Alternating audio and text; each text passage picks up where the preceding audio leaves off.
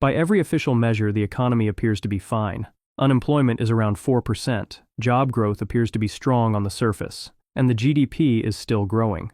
But if this is true, why does it feel like everything is falling apart? And that's because the recession isn't coming. It's already here. The data just hasn't caught up yet.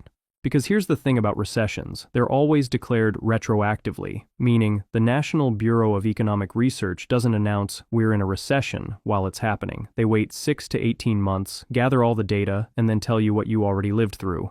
Like the global financial crisis in 2008, because the recession actually started back in December 2007, but it wasn't officially declared until December 2008. A full year later, after Lehman Brothers had already collapsed and the world was already ending, or the 2001 recession from the dot-com bubble. It began in March and didn't get declared until November, 8 months after. And this isn't from stupidity, it's from the methodology. And that's because the NBER requires comprehensive data confirmation before they'll make it official, which means you could be living through a recession right now and not know it officially for months. Which is exactly what's happening, because the unemployment rate is sitting at 4.4%, which on the surface doesn't sound too bad. But here's what that number doesn't tell you. It only counts people who are actively looking for a job, meaning you've applied for a job within the last 4 weeks and still haven't landed one. But since the pandemic, more than 1.6 million Americans have stopped looking for work. So these 1.6 million people are not counted as unemployed. They've simply disappeared from the statistics entirely. And at the same time, labor force participation has also dropped by nearly 1.5% compared to the pre-pandemic levels. So while on paper the unemployment rate appears to be relatively low, there's actually much more to the story.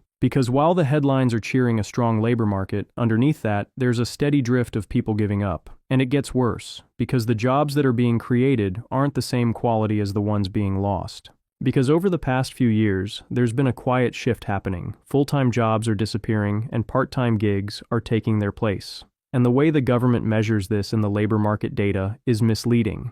Because if one full-time worker gets laid off and ends up having to take 2 part-time jobs to stay afloat, the government counts that as 2 jobs added, which means net job growth. And even with this accounting magic, 2025 only saw 181,000 net new jobs. Which is why we're seeing 4.4 million Americans working part-time because they can't find full-time work. So while these people are technically employed, they're also financially screwed. Because across the economy, full-time positions are being systematically replaced by multiple part-time roles that don't have the same benefits, which means income drops, security disappears, but the employment statistics still seem healthy. It's like saying the housing market is fine because people still have roofs over their heads, while ignoring that everyone moved from houses to studio apartments. And when you consider that cumulative inflation has risen over 25% since 2020, things start to look even more scary for the average American, because for a growing number of individuals, they can't keep up. They're now in a tough spot where they're holding their lifestyle together with a plastic poison. Because Americans aren't just swiping for convenience anymore, they're borrowing to cover the basics. It's a temporary solution that's creating a larger problem, and credit card debt just hit a record $1.28 trillion at the end of 2025, and the average interest rate on those credit cards is now around 22%. So while the media likes to brag about consumer spending remaining strong, it's not spending more because we're earning more. It's spending more because we're borrowing more. And the savings rate tells the same story, because historically, Americans saved around 8% of their income. But now the personal savings rate has dropped to just 4.5%. And this is textbook pre-recession behavior. Households having to stretch themselves thin with debt to maintain their lifestyle, while real income stagnates. And it works until it doesn't.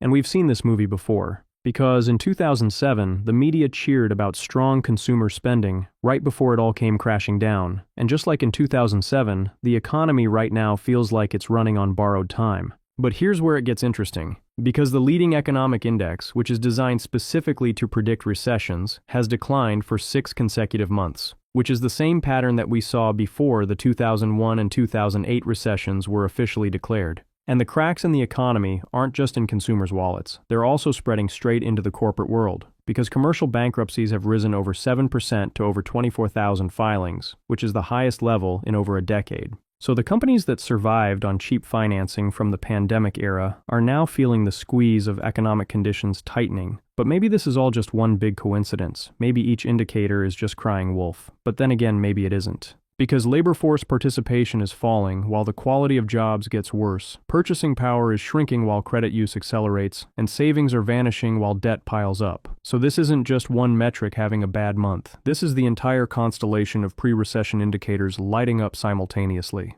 It's like your car's check engine light, oil pressure warning, and brake light all coming on at once. Sure, anyone could be a false alarm, but all of them together, something deeper is probably happening.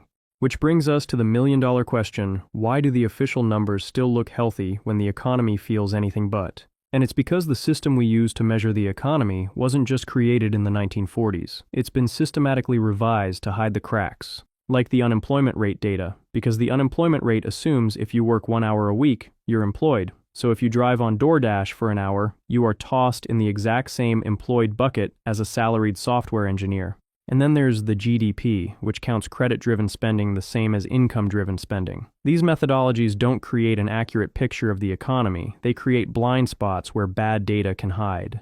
And underneath all of this is something called Goodhart's Law. The idea is simple. The moment a metric becomes a target, it stops being a good metric. So once policymakers, institutions, and markets start optimizing for a specific target number, they stop optimizing for reality, and that's how your lived experience can say one thing while the official number says another. Because we're no longer measuring the economy itself, we're just managing the metrics we use to measure the economy. And over time, this is why the numbers drift further and further away from what people are actually experiencing. Which is why the unemployment rate has become more about lowering the headline number and not improving job quality itself. Or GDP becoming more about maximizing output rather than increasing well-being, or even inflation focusing on managing the index that measures it rather than reducing your actual cost of living. And none of this is random. It's the downstream effects of Goodhart's Law. So when the metric becomes the target, the system optimizes for the number and not the thing the number was supposed to represent. Because the gap between measurement and reality isn't by accident. It's where recessions hide until they're too obvious to ignore. And that's exactly what we're feeling in today's economy. And so when the NBER eventually makes the recession official, it won't be news. It'll just be confirmation of what anyone paying attention already knew.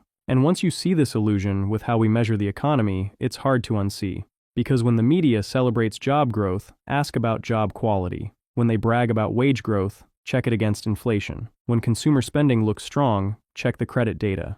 Because there's always more to the story than what you're being told, and the deeper you look, the clearer the picture becomes. Because the economy people live in and the economy being reported aren't always the same thing. Because the real economy leaves clues. And the constellation of these signals forms a pattern, one where labor markets are deteriorating, credit is expanding, and savings are disappearing, and this same pattern has historically preceded major recessions. So the question now becomes, how long will it take the official data to catch up this time? And if you find these type of videos helpful, subscribe. Because it's about time we shed some light on the economy. And if you're spotting these trends in your own life, drop a comment. Because sometimes the best economic data comes from the people living in the economy, not from the people measuring it. Because when the dust finally settles and the numbers align with reality, the bigger question is, who's going to be prepared and who's going to be blindsided?